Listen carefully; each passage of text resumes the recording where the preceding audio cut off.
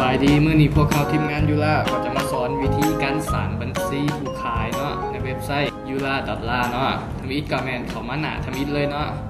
www.yura.la เนาะ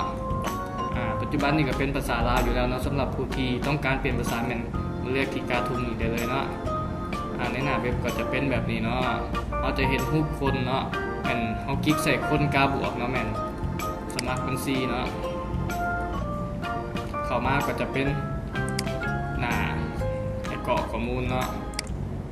ข้อมูล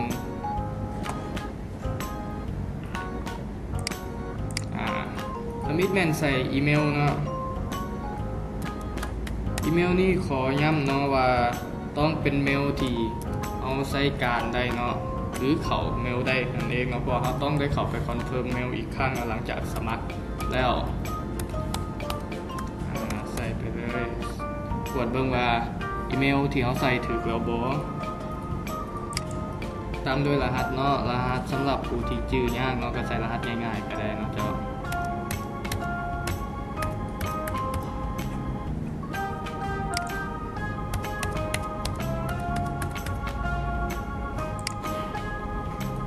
ต่อไปก็แม่น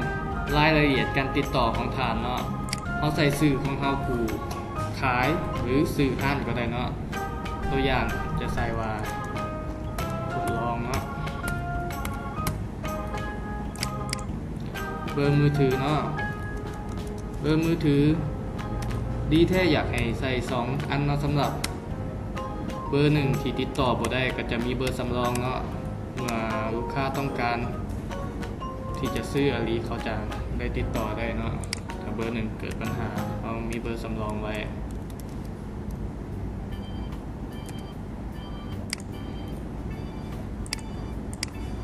ที่อยู่ไซเนาะบ้านยังเมืองยังหอมยังเนาะอธิบายเลยผักขาวหอม3ต่อมาแม่นให้เลือกแข็งอยู่ไซอยู่แข็งใดนครหลวงเมืองไทยธานีบ้านผักขาวอันนี้แม่นข้อมูลของผู้ขายเลยเนาะว่าอยู่ไสนี่แม่นรายละเอียดสำหรับผู้ที่มีบริษัทเนาะสำหรับผู้ที่มีบริษัทแม่นเขาก็กรอกใส่ชื่อบริษัทการนำเสนอบริษัทเขาเฮ็ดเกี่ยวกับหยังขายหยังเขาก็เขียนลงไปเนาะมองนี่แม่นอัปโหลดรูปเนาะแม่นอัปโหลดรูปสำหรับโลโก้บริษัทบล็อกนี่ก็แม่นสำหรับบริษัทที่มี www เนาะก็กรอกของได้เนาะถ้าบ่มีก็ถ้าเฮาบ่แม่นบริษัทเฮาก็กดข้ามมาเลยเนาะกดสืบต่อก็จะมีข้อความเขาบอกว่าลงทะเบียนสำเร็จแล้วก็แปลว่าเอาแล้วมีแต่เฮาไปกดเมลเบิ่งเนาะว่ามีเมลหาเขาบอกต้องได้ยืนยันเมลเนาะก่อนจะใช้งานได้เนาะเขาเข้ามาที่กล่องเมลเฮาที่เฮาใช้เมื่อกี้นี้เลย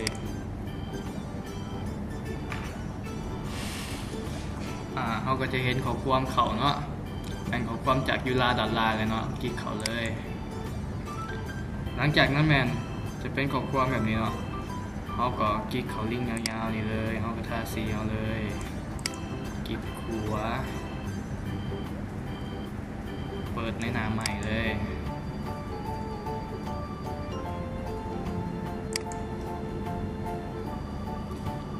ใช้เวลาโหลดน้อยหนึ่งเนาะสำหรับผู้ที่บ่เห็นข้อความเนาะมันจะใช้เวลาในการส่งหา1 นาทีหานาทีเนาะเจ้าเลยหลังจากเรากดยืนยันแล้วเนาะมันก็จะโชว์ข้อความมาว่าการลงทะเบียนของเราสำเร็จแล้วมันเรากดกลับคืนเลยง่ายมันบ่ยากเลยสำนี้เขาก็มีบัญชีผู้ขายแล้วเนาะเขาสามารถลงเครื่องขายได้แล้วสำหรับวิดีโอหน้าเนาะเขาจะมาแนะนำวิธีการสร้างรายการของเขาเนาะสำหรับขายเครื่องเนาะไม่ว่าจะขายรถหรือขายอย่างกระยาต่างๆเนาะนี่พอหลังจากเขาเข้ามาแล้วเขาก็จะเห็นเลยนี่ว่าอยู่นี่เดี๋ยวเขาล็อกอินแล้วพอเขาใส่ชื่อว่าทดลองเนาะ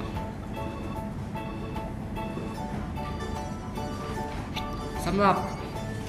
ผู้ใดมีคำถามหรืออย่างต่างๆส่งมาถามได้ที่นี่เลยเนาะที่ขึ้นโซนี่เนาะเจ้า